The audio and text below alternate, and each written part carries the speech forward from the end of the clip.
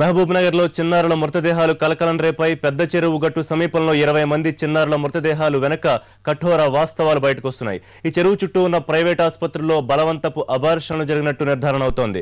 మరిన్ని వివరాలు అక్కడి నుంచి భాస్కర్ అందిస్తారు. భాస్కర్, ఈ ఘోరం వెనక కారణం తెలిసిందా? ఋషి, మహబూబ్నగర్ జిల్లాలో కొద్దిసేపటి క్రితం వెలుగు చూసినటువంటి చిన్నారుల యొక్క మృతదేహాల లభ్యం సంచలనం సృష్టిస్తుంది. జిల్లా కేంద్రంలో గత కొంతకాలంగా ఇలాంటి కార్యక్రమాలు జరిగినప్పటికీ కూడా అవి బయటికి రానటువంటి పరిస్థితి ఉన్నది.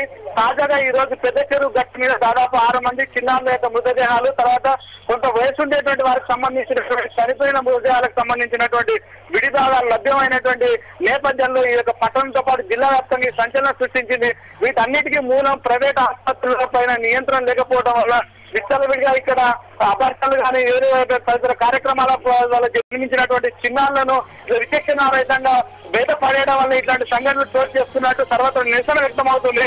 ఈ సంఘటన సందర్భంగా ఎక్కడైతే పెద్ద చెరువు గట్టు ఉందో ఆ గట్టు పరిసర ప్రాంతాల్లో కేవలం ఇప్పుడు కనబడినటువంటి 6 మృతదేహాలే కాకుండా దాదాపు 20 వరకు చిన్నారుల యొక్క మృతదేహాలు కనబడుతున్నాయి. అయితే ప్రస్తుతం పోలీసు కూడా ఈ యొక్క సంఘటన స్థలాన్ని చేరుకొని అక్కడ లభ్యమైనటువంటి మృతదేహాలు ఏవైతే చిన్నారుల యొక్క మృతదేహాలు వాటిని మున్సిపల్ వాళ్ళకు సంబంధించినటువంటి వాహనం ద్వారా ఆసుపత్రులకు కానీ ఇక్కడ తరలించేటువంటి ప్రయత్నం చేస్తున్నారు. వీటిపైన విచారణ చేసిన తర్వాత ఇవి ఎట్లా వచ్చాయి, ఎక్కడి నుంచి వచ్చినాయి అనేటువంటి విధంగా ఆ కోణంలో దర్యాప్తు జరుపుతున్నారు. ముఖ్యంగా అక్కడ పడవేసినటువంటి ఆ యొక్క చెత్త ఆసుపత్రిలో ఉపయోగించేటువంటి సెలైన్ కి సంబంధించినవి కానీ సిరంజ్ కి సంబంధించినటువంటి సామాగ్రితో పాటు వీటి కూడా పడేయడం వల్ల ఈ మొత్తం ఒకటే దగ్గర ఉండడంతో ఇదంతా కూడా ఒకే ఆసుపత్రిలోకి సంబంధించినటువంటి చనిపోయిన చిన్నారుల యొక్క మృతదేహాలుగా భావిస్తున్నారు.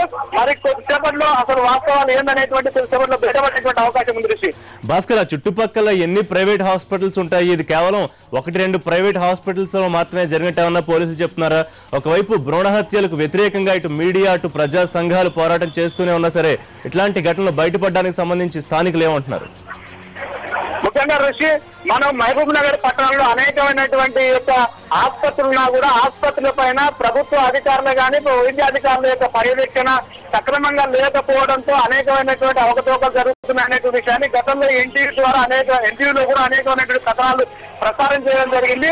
ఇక్కడ ఎవరైతే రేడియాలజీ ఉన్నారో వాళ్ళు పుట్టేటువంటి శిశువులు మగన ఆడన అనేటువంటి లింగ నిర్ధారణ చేయడం అనేటువంటి నేరమైనప్పటికీ కూడా వాళ్ళ పైన సరైనటువంటి అజమాయిషీ లేకపోవడం వల్ల వాళ్ళు ముందుగానే పుట్టబోయేటువంటిది ఆడ శిశువు అంటే మొట్టమొదటిగా వాళ్ళకు భ్రూణ హత్యలకు పాల్పడేటువంటి వ్యవస్థ కొనసాగుతుందనేటువంటిది మనం చెప్పడం జరిగింది.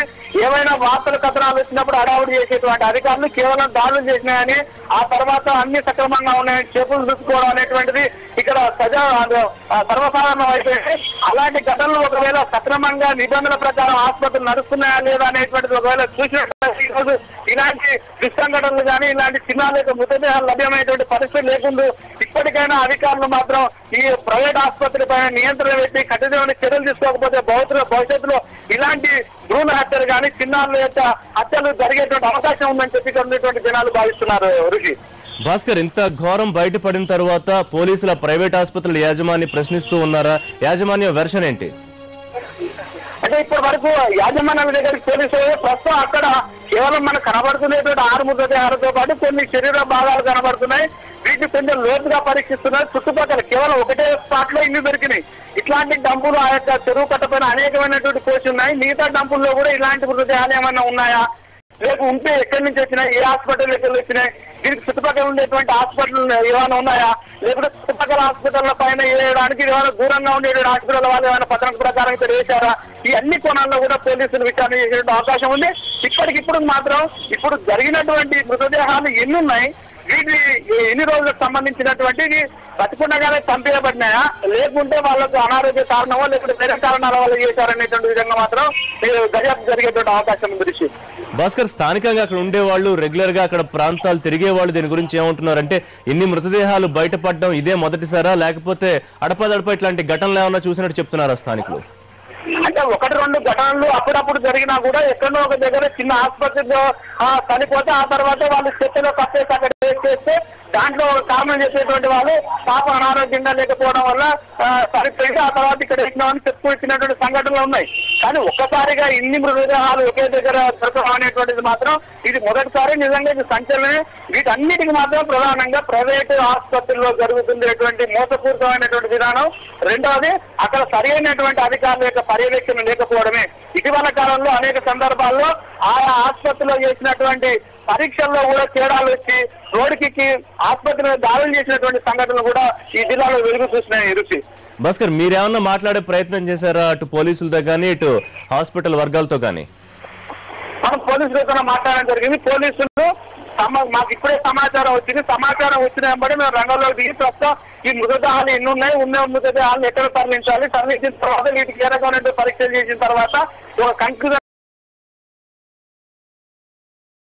రావాలనే ఆలోచనతో ఎస్ఐ స్థాయి అధికారులు ఉన్నతాధికారులతో చర్చించేటువంటి పనిలో ఉన్నారు. Rishi, right, thank you Bhaskar.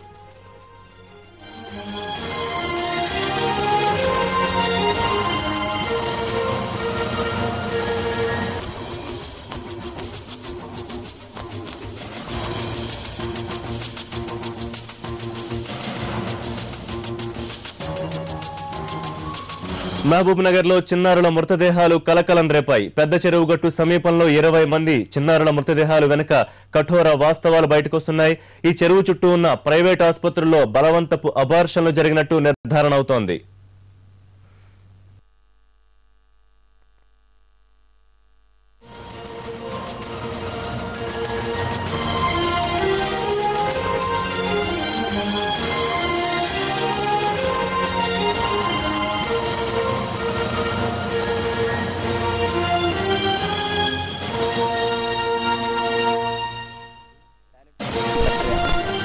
తర్వాత ఒక మృతదేహం కనిపించింది, బాబుది, చిన్న బాబుది. తర్వాత చూస్తే మొత్తం 6-7 కనిపించింది.